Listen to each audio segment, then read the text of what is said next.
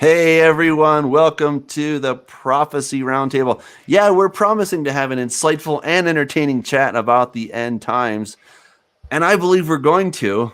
We're going to talk about who or what are the 144,000. This should be easy. We all have the same opinion. No, I'm just joking. We don't all have the same opinion. And that's what makes it kind of exciting. You know, it has this question of, okay, who are these things? Now, we're going to look at kind of the more typical, the standard evangelical approach, and then we'll explore some different ideas as well. And the fun part about this is that, well, we're not exactly sure, but as always, I have my amazing co-hosts here. I've got Scott Harwell and John Haller, and we have a special guest, Gary Huffman.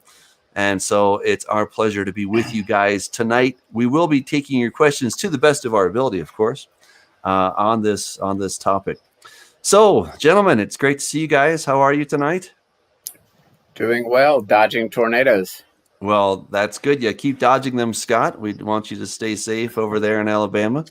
We're getting them later, so yeah, yes. So, Gary, we have no tornadoes. We're delighted to have you with us. Where do you live, Gary? Just curious. I live in Great Falls, Montana.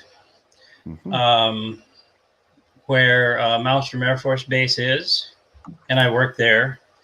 And just to give a point of reference, a fun point of reference, it is the base where, I don't know, it was in like 66, 67, the UFOs shut down some of the missile sites out there. So that's the point of reference for where I live. Very cool. Well, we should have him on when the disclosure thing happens, and whenever it's supposed to happen. I suppose it's going to be shocking. Right. Very cool. It's coming. Yeah. Well, things are happening quickly. There's no question about that. So the question before us this evening is who or what are the 144,000? Now, sometimes we hear that there are 144,000 Jews. I would have trouble with that statement because I keep seeing 12,000 from each tribe, except for Dan. So to me, it sounds like the whole house of Israel, but there may be other ways to understand this. And Gary, we're looking forward to hearing your perspective as well. So Gary, why don't you start and kind of give us your thoughts about who are the 144,000? Okay. I have some notes here, so I might look down at those once in a while. That's fine. So, yeah. This kind of goes back to some research that I did for, I don't know if it's okay to, I'm not really plugging my book, but anyway, my book, The Revealing with Doug Woodward. And we saw a lot of things in the Old Testament and in the New about what was going to happen with Israel and the seeming cloud of glory that might appear over the nation state of Israel. And over Mount Zion. It's another part of it. So looking at that, putting that together with right about the time we were publishing our book in 2017, then I was reading Derek Gilbert's book, which I believe was The Great Inception, that one that his first one. And he was talking about all these connections to the number 72. And so I didn't really make this connection until after our book was published. You know, I was kind of still thinking, well, 12 times 12 is 144. And of course, 12 is an important number. The people of God, maybe the apostles, the tribes of Israel, you know, putting that all together. And then I started looking at what Derek Gilbert was talking about and how the number 72 is important. 70 and 72 are kind of like the same, mean this, basically symbolic of the same thing, it would seem. And it just dawned on me that 72 was 144 is a multiple of 72. So I thought, yeah, that could be significant. And so that's what made me start looking at it. And I wrote some of the, I don't know if you want me to continue on with some of these details or, okay, I will do that. So I'd say keep going. Yeah, we're enjoying it. Keep going. Okay, so and I'm just gonna kind of read through here. I have this on my website, and it's a very short little, like a half a page of printed, but it's just looking at some of these connections. 70 sons of El in the assembly on Mount Hermon, and then if you want to add Baal and El, then you get 72, which is the Canaanite pantheon. So, and I believe some texts read 72 without adding Baal and El. Then I actually, since I sent this to Scott, I actually more things, but 70 nations created by God and given over to 70 fallen angels, sons of God, rebel, divine council beings after the Tower of Babel incident. So in the Septuagint, it reads 72 or adds up to 72. I believe is my in my opinion. Anyway, so that's in Genesis 10 and 11. There were 70 elders of Israel that up with Moses to see God on Mount Sinai. That was 72 counting Moses and Aaron. That's in Exodus 24. Then this is just another interesting connection on the Mount of Transfiguration. You could say that there were 6 sons of God. That would be Jesus, the Son of God, Moses, Elijah, James, Peter, and John on Mount Hermon. So 6, obviously, is another divisor of 72. So I'm getting to something with this 144 and 72. There's a reason why I believe that this is all connected. So, and you can look at it, 6 times 24. And if you want to think about the 24 elders, maybe we can talk about that. 4, and of course 72 times 200. All that this I believe could be linked to the 144,000. So Jesus sent out 70 disciples at one point, and that's in Luke 10. In some texts, I believe even in the ESV, read 72. So another thing I just noticed recently, I just thought of, it may mean nothing, but as we know, there were, if you take some of the Book of Enoch seriously, at least, there were 200 watchers that came down on Mount Hermon, and of course, 100 is a multiple of 2. And 144 is a multiple of 2, or divided by 2 is 72. So that, the watcher incident with 200, and then also the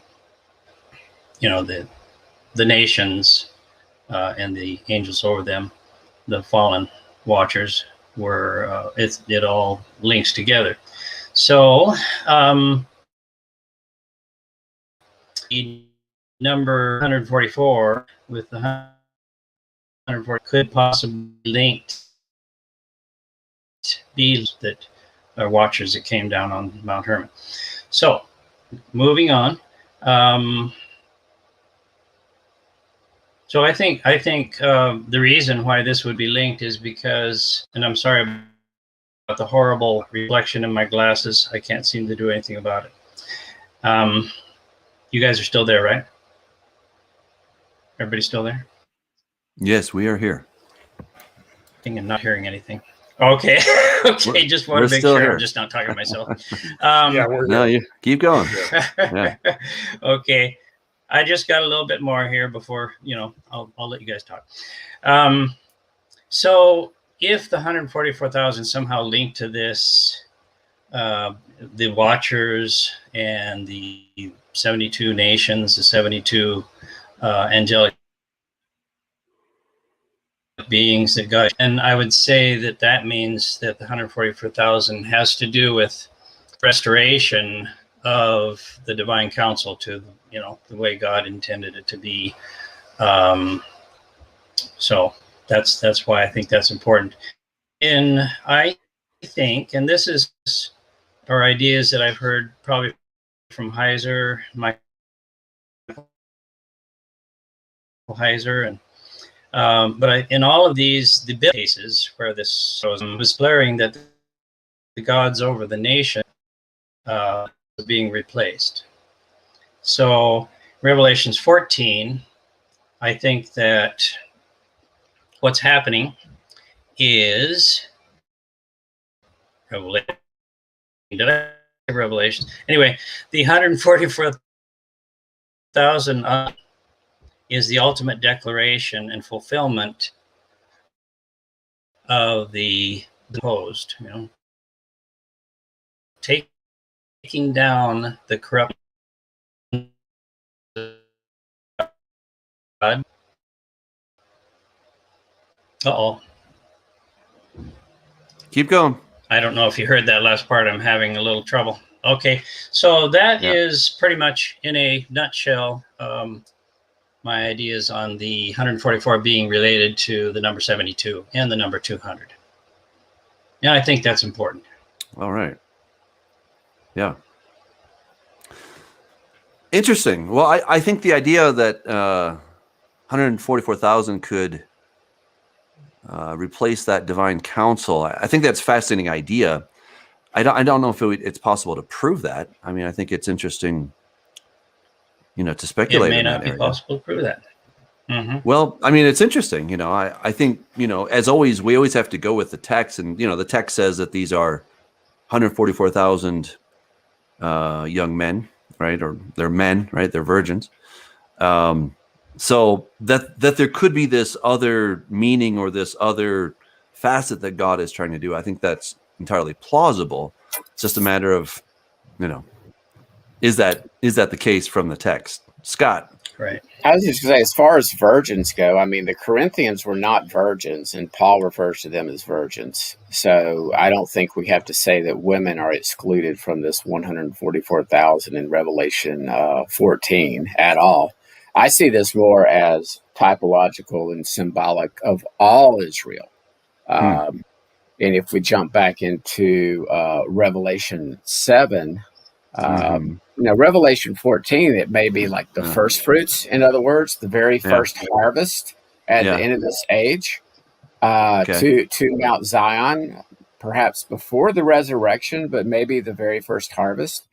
As far as, you know, again, Revelation is a book of signs. It's a book of symbols.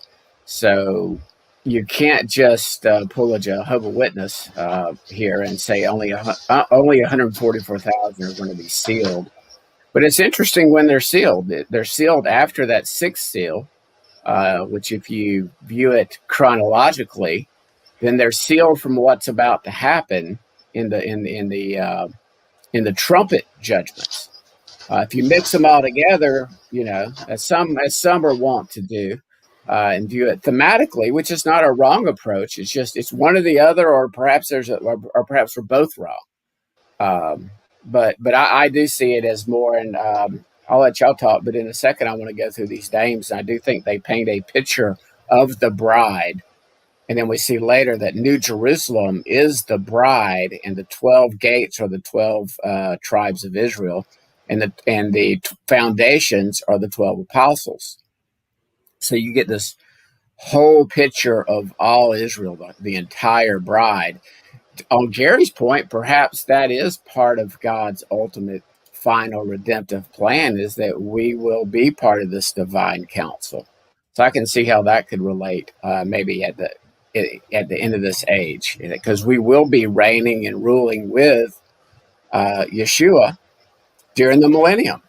So we, in a sense, the resurrected saints, will be part of his divine counsel. He'll give us jobs to do, and then we'll do them. So that is an interesting view, though. Very good.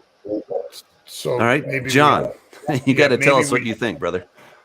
Well, maybe we should address some of the different views that come about with the 144,000. Of course, we have the Jehovah's Witnesses who claim that those were, I guess, the first Jehovah's Witnesses that were saved, or whatever their method of salvation is. I think that the common pre-trib view, and I hear this all the time, it comes up, we have the 144,000 Jewish evangelists that will go out and preach the gospel after the church is raptured.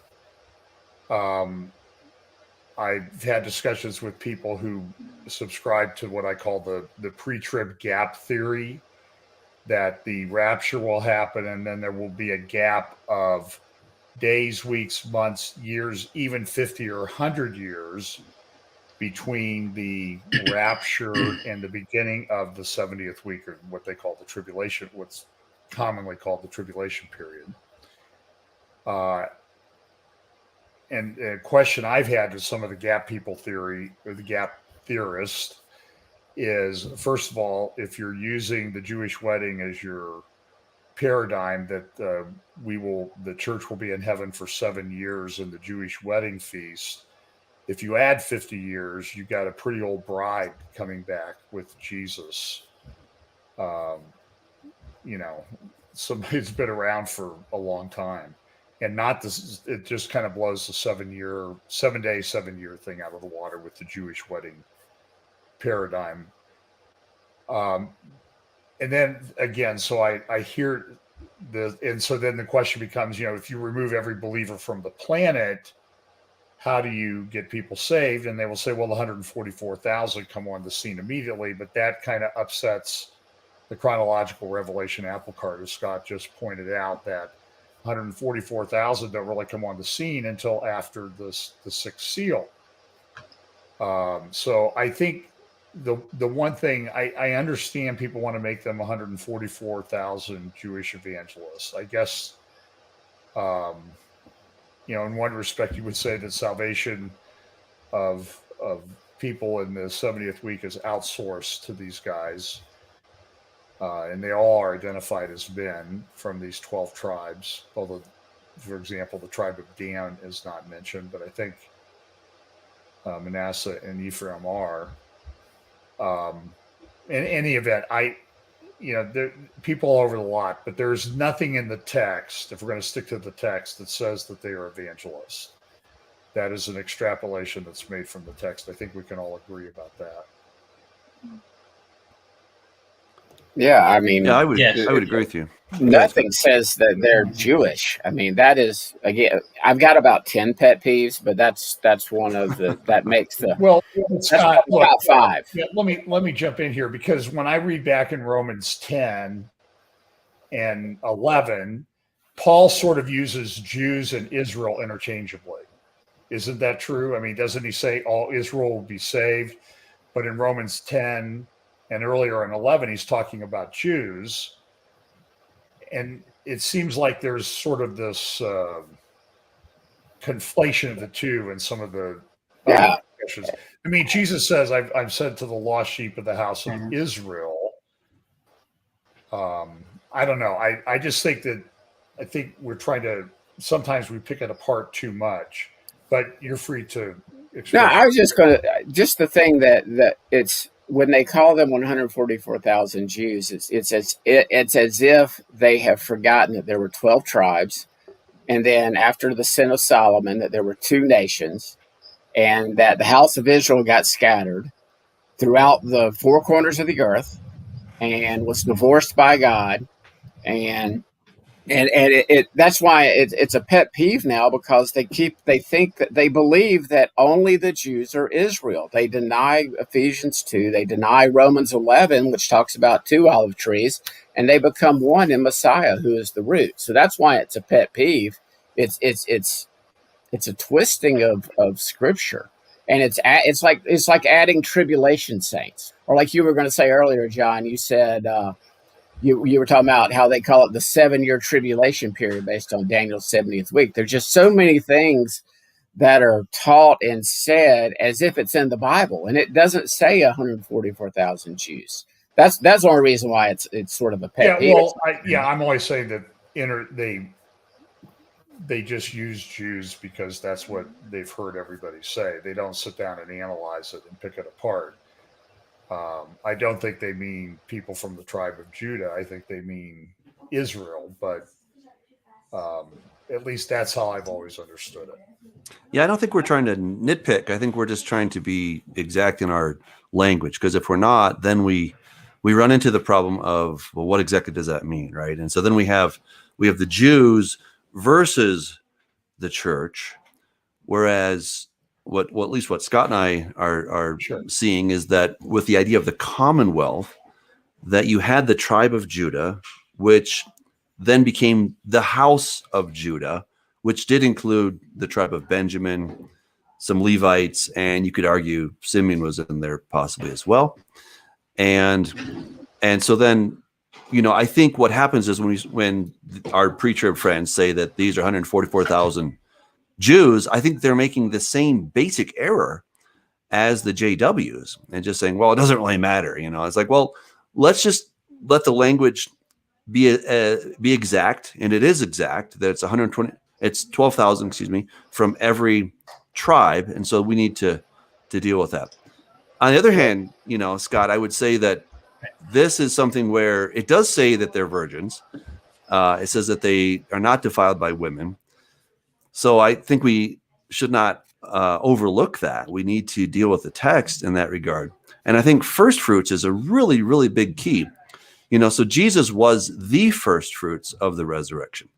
So he's the prototype. He's the first one to rise from the dead. He's the first one to get this, new glorified body, whatever language we want to use there.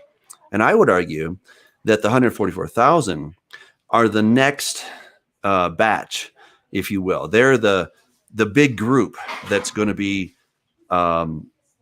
that's going to have their new bodies. And we see in the book of Revelation that we have people that take the mark. That's a bad place to be. People that don't take the mark and they lose their heads. Some seem to squeak by and they're persecuted. And then we have this group called the 144,000 who are the first fruits of the resurrection.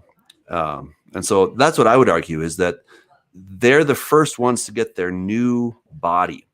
And in Revelation chapter 14, there we have that they're on Mount Zion with God. I would argue that they are actually, they got one foot in two domains. They have one foot in the physical, earthly domain, and the other foot in the spiritual, heavenly domain. And they're the first to be able to bridge and to go between these two places. That's how I see it. But I yield the floor.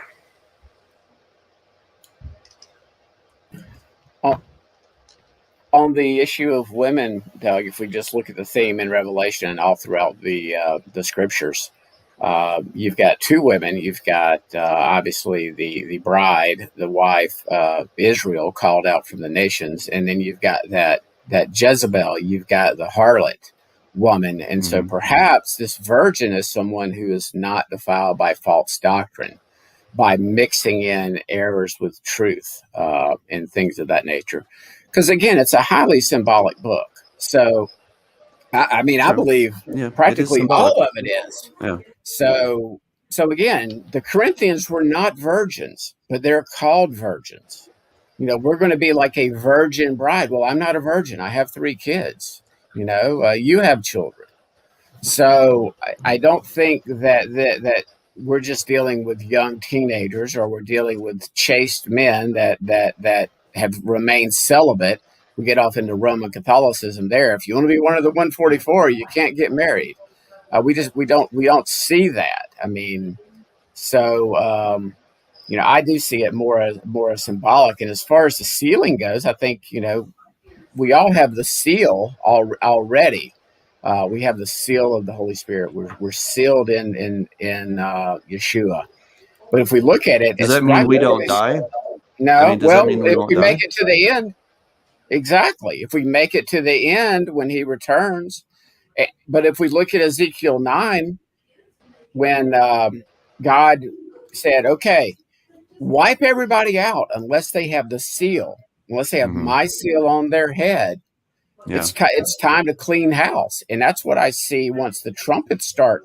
And again, he's saying, hold these 4 angels back, or these angels back that have the trumpets, before they start harming the earth and everything. And he says, before you do that, we're going to go seal these people. And so I see that the sealing is of all the elect, at least for the Revelation 7. And again, I think Revelation 14 is obviously post. I think that might be after the resurrection, or it might be those that are gathered and protected and put into the barn, or somehow protected from some of these trumpet judgments. But it's again, it's something I'm testing out now. I just don't believe that I don't believe there's a resurrection until the end of this age of anybody. There might be a harvesting, but I just don't see but one first resurrection of Revelation 20. The resurrection order in 1 Corinthians 15. First Jesus, then those that is coming. The same resurrection as the last day from John 6. Same resurrection. I think it was either Martha or Mary that says, I know that he'll be raised on the last day. Same resurrection as Daniel. Same resurrection Isaiah speaks of. So I just don't see anybody. I don't see anybody getting a glorified body until the resurrection. So, and I think that happens all at that same twinkling of an eye. So I can't say that they're like resurrected first. Maybe there is a special group of believers that are the first fruits, but not the first fruits to the resurrection. Okay. John. I'm processing that, so I'm just sitting here reviewing things. So okay. So well, until when you see the look disappear from my face, then you can come back. Deal. Well, so I put together a little something on this. Not surprising, and I see these as the first fruits for God and for Lamb. That's what the text says, right there. They've been redeemed for mankind as first fruits for God and the Lamb, right? So we see in 1 Corinthians 15, for in fact, Christ has been raised from the dead, the first fruits of those who have fallen asleep. For as by man came death, by a man also came the resurrection of the dead. For as in Adam all die, so also in Christ shall all be made alive, but each at his own order. Christ the first fruits, then it is coming those who belong to Christ. So what I'm seeing here is that those 144,000 are the first fruits in the same way that Yeshua, Jesus, was the first fruits of the resurrection. And then Jesus talks about this in Luke chapter 20, those who are counted worthy to attain to that age, the resurrection from the dead, right? So they now have this amazing glorified body. And that, like here, these apples, right? This is just a tiny little sample of all the apples that are coming, right? So this is, that's the 144,000 as it were. And then here is the entire harvest that's going to happen. And they're a type, they're a prototype. They're the first thing that we have. And, I'm seeing these as people that are going to have their new bodies. Speaking of being sealed, so these were a sign, a hope, a guarantee of things to come. This is the meaning of the New Testament illustration of first fruits. The risen Christ is called the first fruits of believers who have died, because his resurrection guarantees the resurrection of all believers. This is according to Bridgeway Bible Dictionary. So just as the first fruits of the Israelites were the finest from their harvest. So God wants Christians to be the finest creatures in all his creation. I'm not going to go through this whole thing, of course, because there's a lot of stuff here. But notice in 14:1, on Mount Zion stood the Lamb, and with him 144,000 who had his name and his father's name written on their foreheads. So Mount Zion is in Hebrews 12:22. You've come to Mount Zion, to the city of the living God, the heavenly Jerusalem, and this is where the angels are hanging out. So it seems to me that they're already in that place. They are the first to be able to stand in that area. We see in Psalm 48, in the city of our God, his holy mountain, beautiful elevation, the joy of the whole earth is Mount Zion on the sides of the north, the city of the great king. And we see this in many other places as well. So, again, I think they're in both places at the same time. I like that graphic right there with the earthly and the spiritual. Maybe this Mount Zion, and again, trying to see this without saying that there's a resurrection. I do think that it might be a first fruits gathering to this Mount Zion, to this New Jerusalem, like in a spiritual realm, but also an earthly realm, like we were talking about with Elise earlier about how we're caught up to the clouds and how Mount Zion. In other words, if you just do a study on Mount Zion and Jerusalem, sometimes it appears that Zion is the Temple Mount in Jerusalem. Other times, even in the Hebrew scriptures, it appears as if it's more spiritual. Maybe what happens, and again, this is just something I'm testing out right now, is maybe believers are gathered to this Mount Zion, but we're still in our normal human bodies until the end of the age. So that's where I see what you're saying, Doug, is there would be a first fruits. But again, I was talking to Nelson and Sam, the guys we had on recently, and we were going back and forth, and they can't show me anywhere where there's a a second first resurrection. They're trying to put everything to make the pre-wrath work, and I'm okay with a pre-wrath gathering, or either a post-Great Tribulation gathering before the end of the age, but I just don't see anything other than a resurrection at the end of this age when Yeshua sets down, Revelation 19 type thing. And then we see in Revelation 20, the first resurrection. I don't see anywhere in Scripture there being a resurrection, and we know that's when the transformation. I see a transformation, but where do you see a transformation except when it links up to the resurrection? Because where do you see a gathering except when it's linked to? I mean, you haven't really explained. I don't think what's gathered. I'm not following you. If we look at Matthew 24. And again, this is just something I'm studying out right now. But if you look at Matthew 24, and two different words are used for coming in the Greek. One is a parousia or parousia, the other is a erkomai. In the same chapter, those two words are used differently. And so where I guess what I'm looking at now, and I'm not teaching this dogmatically, it's just something I'm thinking in my brain right now, is perhaps that coming and that gathering of the elect, there's no mention of a transformation at that time, or even a resurrection at that time. Whereas when we see the parousia coming in 1 Thessalonians 4:17 and in 1 Corinthians, there is that transformation. So it's just something I don't see how that's relevant. Parousia just means the appearing, and erchomai is the coming. So they're clearly related to one another. Well, I don't know that you can make a distinction. They obviously, the doctrine obviously means something different, or he just used the same word, though, correct? Well, I mean, they're related for sure, but one is appearing and one is coming. So, okay, he's coming when he appears, and he appears when he's coming. There's obviously a relationship between those. There may be a nuance, but maybe you're kind of spitballing, so I'm not okay. following I'm just trying to figure out how there can be a transformation prior to the resurrection. And I think Doug and I would be, well, how can you have a gathering without that'd be transformation? Easy. Think second Exodus.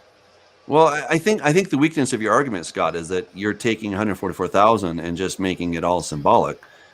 And I agree with you. The book of Revelation is very symbolic. There's no question about that.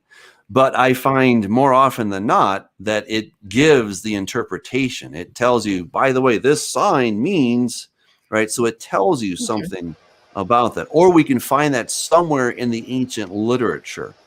And I don't know where we find 144,000 in the ancient literature. Let's go to Revelation. In Revelation, 12 times 12 is 144. It talks about the 12 tribes of Israel. The New Jerusalem is the bride, and 12 apostles. Again, I don't want to go all Krieger on everybody, but that's just simple math. I didn't even go past the multiplication table there. I got to the top and I stopped on math. I think we're, but okay, so we did the math too, and why couldn't it? I mean, so maybe it is something symbolic, but what if it's just 144,000 men who are virgins who have never known a woman, right? I don't see why that's impossible, right? And there's 12,000 from each tribe, right? So there's going to be however many that live in the modern state of Israel. There's going to be these other people that are from these other tribes that live wherever they live. God knows how to figure out who lives where. And, I don't see a problem with that. And I don't see the need necessarily to go to a symbolic thing, especially your idea that this is going to be kind of symbolic of all of us, when we're told very clearly in Revelation chapter 7 that there's going to be a lot of people that bite the dust, right? That all these people are coming out of the Great Tribulation. So I don't see why we need to conflate those two to make the 144,000 the same as the great multitude. I think that they could be a subgroup of that great multitude, perhaps, but I see that they're going to be sealed and they're not going to die. I mean, that's the point, is they're not dying, right? That they've got this seal on their head, and now they're not going to suffer the things that are coming upon the earth because they've been sealed. Yeah, and whether that's 12, whether that's 144 or all of the elect, it operates the same way. Again, I'm not the least bit dogmatic on this. I mean, this is just my current, not very firm at all understanding. But let me go over real quick. Let's take them in the order, okay? And let's give Gary a chance to talk too. I was just going to say we kind of got. We sort of ran off the ramp there. All right. Gary, we're giving you the floor back, man. I think we were on that, that ramp, the runaway truck ramp there. And now we've kind of come to a halt, so we need to go back to Gary and let him sort of flesh out. I've noticed that happens with these discussions, but that's okay. I don't see anything wrong with that. It's the first time it's ever happened, Gary. Right. Well, so I missed part of it because I'm at my son's house and I'm attempting to connect directly, with a Ethernet cord, but I'm having streaming issues. So I heard Doug say something about, let's see. Okay, first of all, I want to go back to the numbers. And if the 144,000, just looking at the numbers the way I'm looking at them, I think the 144,000 has to be symbolic. We know that it's not 144,000 Jehovah's Witnesses, but it's hard for me to look at the numbers in the way God uses numbers many other places. Like even the number 70 or 72 is symbolic in many of the places. The Jews looked at it as being symbolic of all the nations, whether it was, turned out to be 75 or 150 or whatever. And so today, there aren't 70 or 72 nations, but the number still would be symbolic of all of the nations which God has a plan for. And so that's the way I would look at 144. So, explain it again to me. You mean 70 nations means all of humanity. Is that what you're saying? All of the nations, I guess, would mean all of humanity. At Babel, of course, it was 70, and that was all of the nations, right? You're talking the table of nations in Genesis, right? Right. Yeah. Okay. So it was all of the nations. So I guess you could say yes, all of humanity, until Abraham came along and Israel was born, and so God gave them over to the other gods, and that was all of the nations. So in my, just looking at that, and this, I don't know, I think I actually heard Derek Gilbert talking about this morning on one of his podcasts, but the Jews look at that as being symbolic of all of the nations. Okay. It's the number isn't cut and dried, and just the fact that we have 70 in some versions and 72 in other versions, that's not important. It means all of the nations. So in my looking at the 144, I think it's similar. It's symbolic of something, and we're trying to figure out what that something is. And something Doug said just a minute ago reminded me of this, and I don't know if this answers anything because I missed a lot of your conversation. But Doug, I know you said something. It's a transformation, and I love the part in Romans 8 talking about, and I have this in King James. I want to switch it to, hold on, don't go away. I want to go to the ESV, I think would help.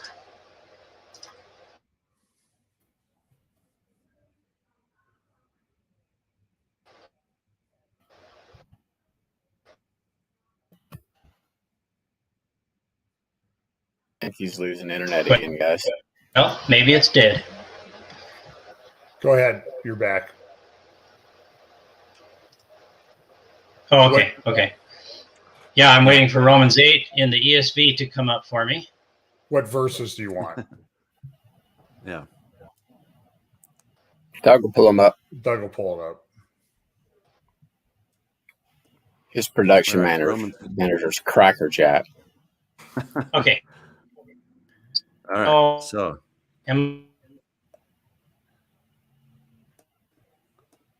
all right, we're having some connectivity issues with Gary, unfortunately. the creation was subjected. Are you missing me? Yeah, we're having some trouble with your. Yeah, your internet's bad. Okay. Well, are you talking verses like 18? Would somebody 25? like to read Romans 8? Yeah. Yes. 18 through 20. 25 would be lovely. I'll read it. If somebody could read that. Okay, I'll read it. Thanks. This is Romans 8, 18 through 25. This is in the ESV version. For I consider that the sufferings of this present time are not worth comparing with the glory that is to be revealed to us. For the creation waits with eager longing for the revealing of the sons of God.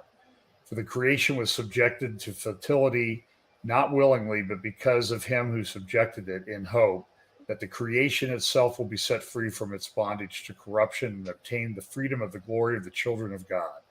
For we know that the whole creation has been groaning together in the pains of childbirth until now. And not only the creation, but we ourselves who have the first fruits of the Spirit groan inwardly as we eagerly await for adoption as sons, the redemption of our bodies. For in this hope we were saved. Now hope that is not seen is not hope, for who hopes what he sees? But if we hope for what we do not see, we wait for it with patience. Okay. So something we're still waiting for. Obviously, that's what he's making a point of. And that we do now have the first fruits of the Spirit. What would that be? That would be, well, the Holy Spirit that we have now, first fruits of the Spirit. We're waiting for something more, which I think which we defined in our book was basically the glory of God, which is all of it, all of God given to us. And says all of creation is waiting for that. We are waiting for it. We're waiting for says son adoption, and uses the word huios, which I don't know if I'm pronouncing that right. Doug, you can correct me if that's correct. Wheels. So the son adoption, I know a lot of times we hear sermons saying, well, we're adopted as sons now, but not, this is what Paul says. That's something we're still waiting for. Has to do with maturity, and has to do with, in the Jewish mindset, being mature enough to take over the Father's business, basically. And so that's something we're waiting for, the maturity of the body of Christ. And anyway, it says,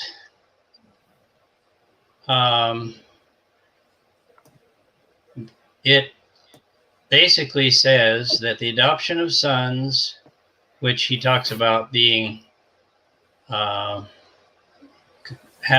receiving the glory of the children of God, is the same as the redemption of our bodies.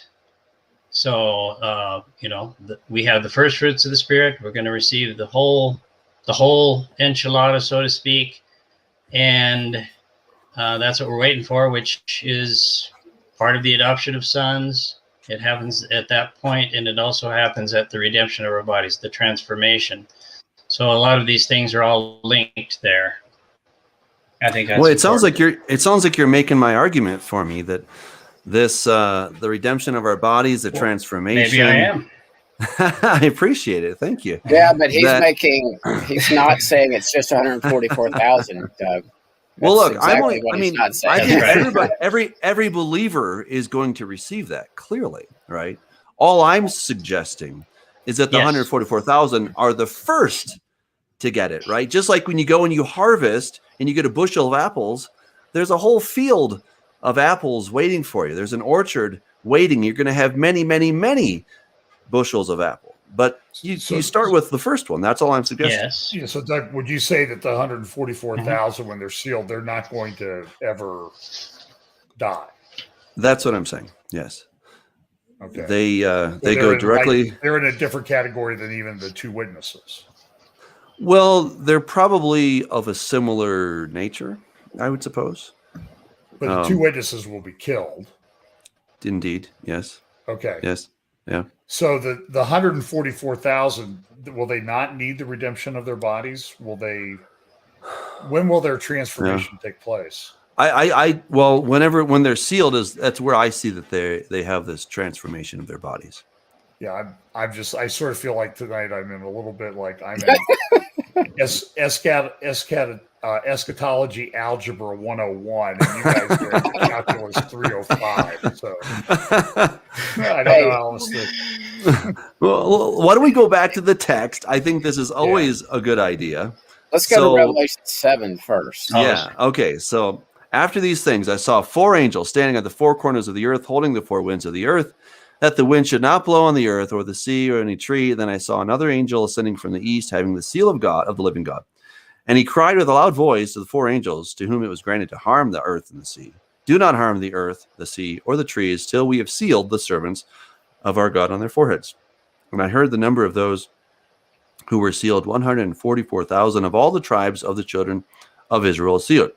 All right, so we have, we start with here Reuben, right? Gad, Asher, Naphtali, Manasseh, Simeon, Levi, Issachar, Zebulun, Joseph, Benjamin. Did I miss Judah? I don't know. Anyway. Judah was first. There's Judah. Thank you. Sorry. Okay, so Judah was first. And after these things, I looked and I behold a great nation which no one could number. And these are people coming out of the great tribulation. Okay, so we've got that. Now we skip over to 14. Then I looked to behold. Sorry, go ahead. I was going to say let's address that a little bit. I talked to you about it a little while ago because if you note, obviously this is not in the order that they were birthed. There really appears to be no order, but if we take a look at the actual names and we go back to Judah, And Leah said when he was says, and she conceived again and bare a son, and she said, now will I praise the Lord. Therefore she called his name Judah. And then in Genesis 29:32, she conceived and named him Reuben. The Lord hath looked upon my affliction. Then Gad, Leah said, how fortunate. So she named him Gad. And then there's Asher. Happy am I. Then you have Nephthalim. With great wrestlings have I wrestled with my sister. And that was Rachel. And then we have Manasseh. And Joseph called Manasseh, for God hath made me forget all my toil in all my father's house. And then we have Simeon. So we jump back to Simeon. Because the Lord hath heard that I was hated, he hath therefore given me this son. And then we have Levi, back to Leah again. Now this time will my husband be joined unto me. And then we have Issachar. Leah said, God has given me my wages. Zebulon, God has endowed me with a good gift. Now my husband will dwell with me. And then Joseph, the Lord shall add to me another son. And then Benjamin, who was obviously renamed by his father, son of my right hand, so. And Nelson had done a teaching on this recently, and I did a little more research. This is not something new. It takes some digging, but if you put them all together, I think it's a picture of the church or all Israel. Now I will praise the Lord. Surely the Lord hath looked upon my affliction. How fortunate, happy am I, with great wrestlings have I wrestled, and I have prevailed. For God hath made me forget all my toil, because the Lord hath heard that I was hated. He hath therefore given me this son. Now this time will my husband be joined unto me. God has given me my wages. God has endowed me with a good gift. My husband will dwell with me. The Lord shall add to me the son of his right hand. And I think this harkens back to Hosea 2, chapter 2, 14, 16, 19. Therefore, I'm going to allure her, Israel, who he had called not my people, and no mercy. In that day, declares the Lord, you will call me my husband. You will no longer call me my master, and I will betroth you to me forever. So I think, again, we just see this picture that these 144, at least in Revelation 7, are all those that survived, that have not been killed, that are sealed for protection for what's about to come upon the earth. That's again, I think we're dealing with two different symbols of the same grouping, which is Israel, the elect, and but I think we have to, they're separated by quite some time in the text. So, but I just think that shows that at least in Revelation 7, we're dealing with those. Every believer that's alive at that point in time is going to be sealed, because the trumpets are coming, and we will not face the wrath of God.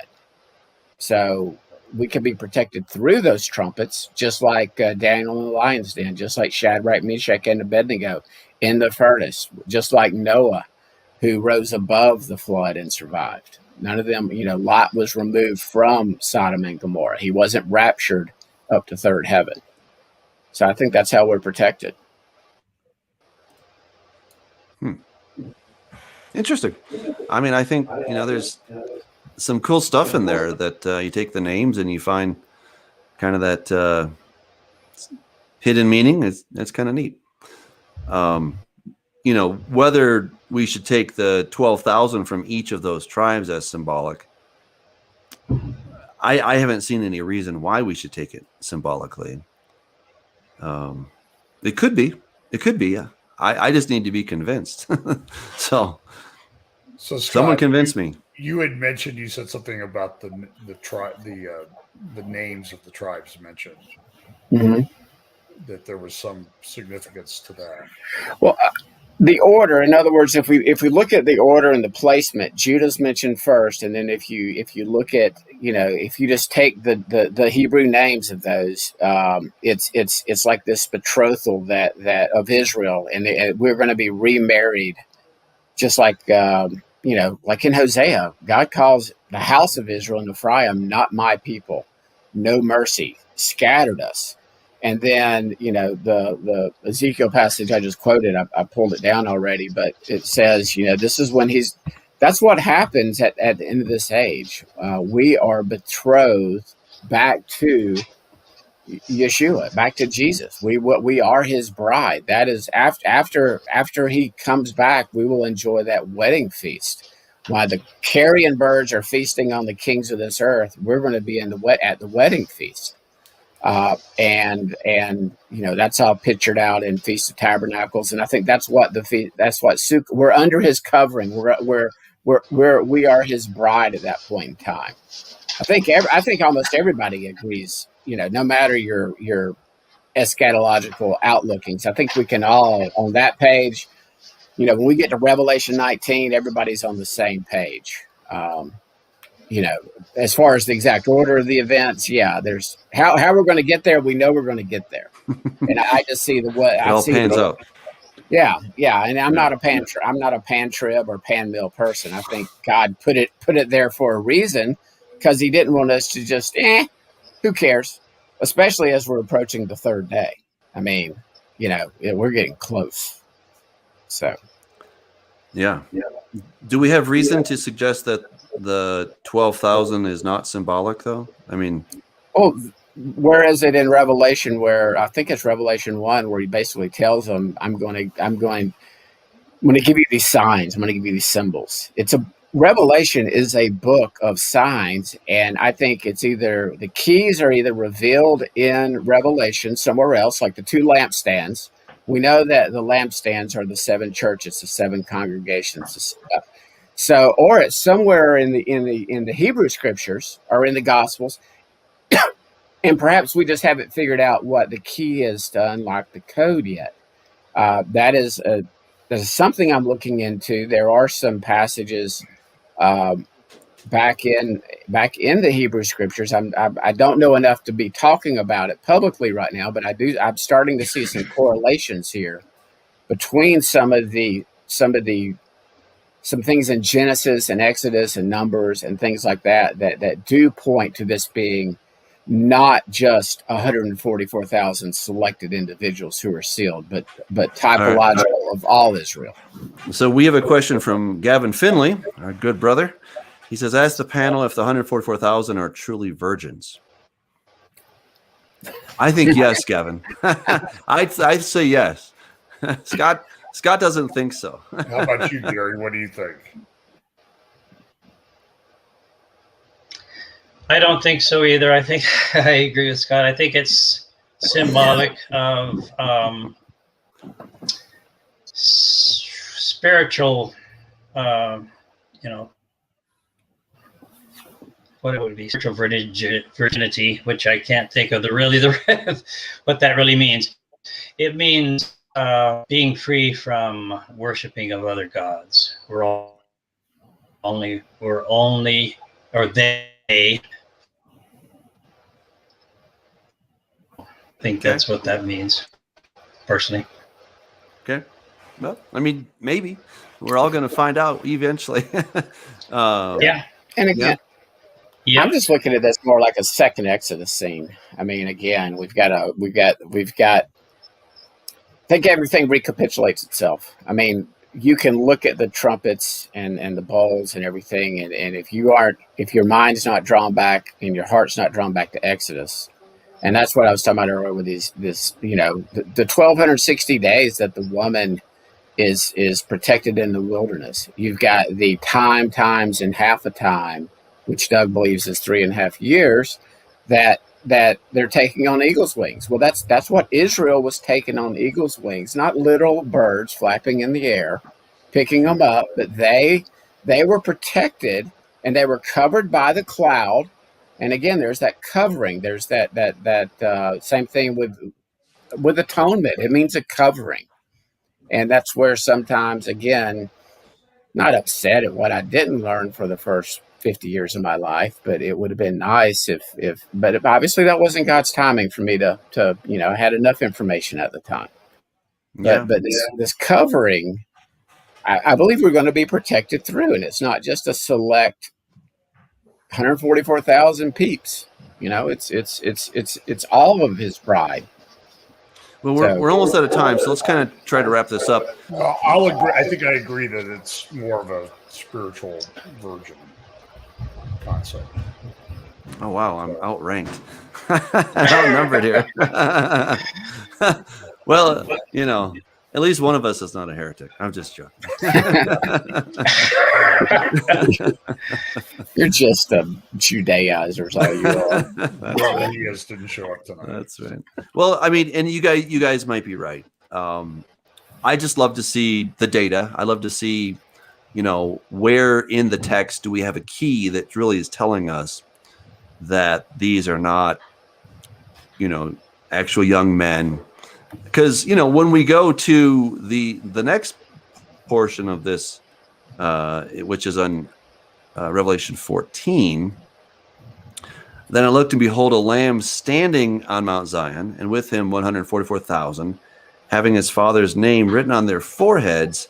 And I heard a voice from heaven like the voice of many waters, and like the voice of loud thunder. And I heard the sound of harpists playing their harps.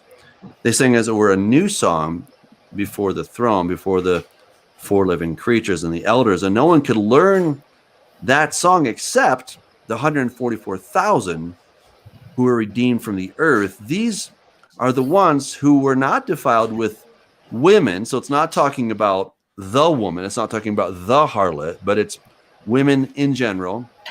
For they are virgins. These are the ones who follow the Lamb wherever he goes. These were redeemed from among men, being firstfruits to God and to the Lamb. And in their mouth was found no deceit, for they are without fault before the throne of God.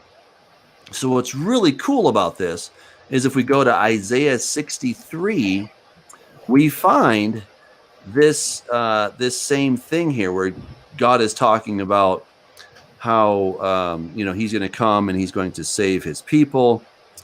And he says, surely they are my people, children who will not lie. So he became their savior. In all their affliction, he was afflicted. So I don't know. I mean, I don't deny that there's a lot of symbology. I'm completely with you that there's a lot of symbology. We're all agreeing on that. It's just a matter of how does this 144,000 fit into this thing? That Greek word guna, I think is how you pronounce it, is also translated woman. Gune. Okay. Well, yeah. It's also translated woman quite a bit. I just pulled up my BLB. It doesn't have to be translated women. So has not defiled themselves with woman. No, I don't think so. Scott. I'm sitting here looking at it.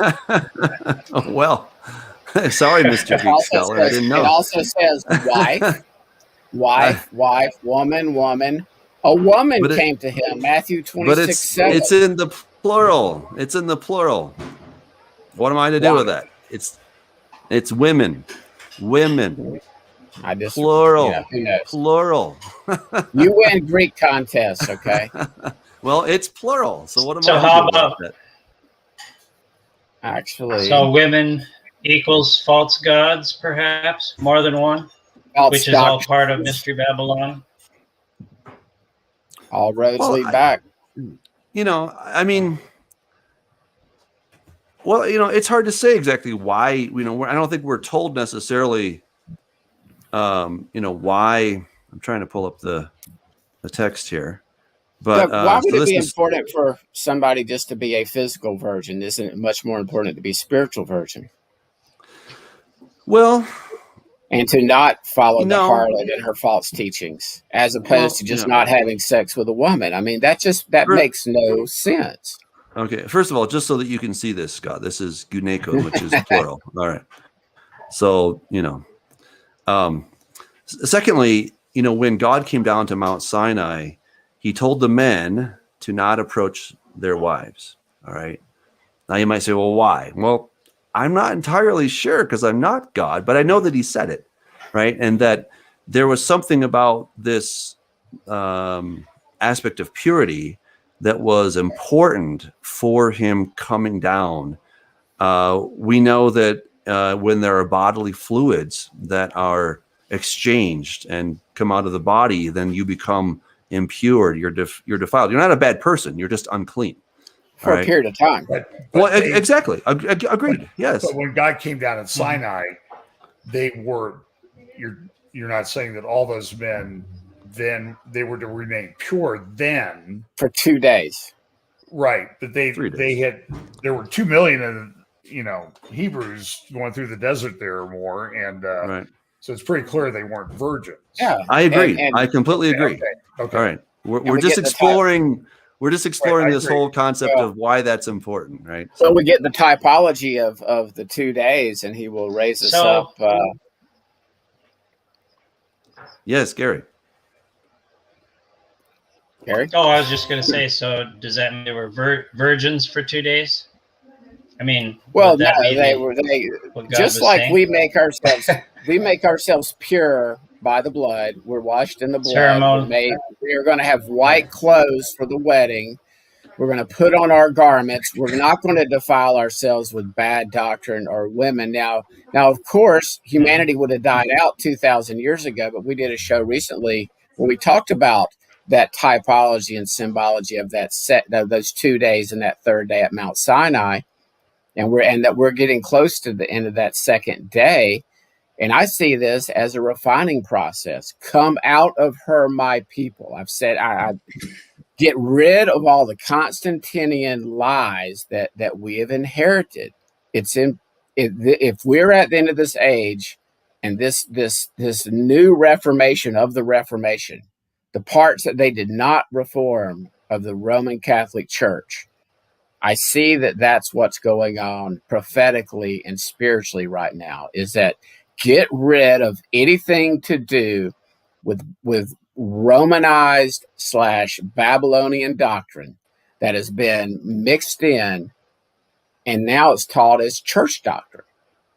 So that I do see this as part of, and that might be how back to your point, Doug, maybe this first fruits harvest or gathering could be those that have completely come out of Babylon. Because there's the warning, come out of her so you don't share in her plagues and her judgments. He's saying, come out of her, my people. So it's Well, we're out of time, unfortunately, and I think we had a fun conversation about who these could be. I'm still convinced that they're actual individuals. They're just the beginning, right? They're just the beginning. This isn't the whole crop. It's just the first part of the crop. All right.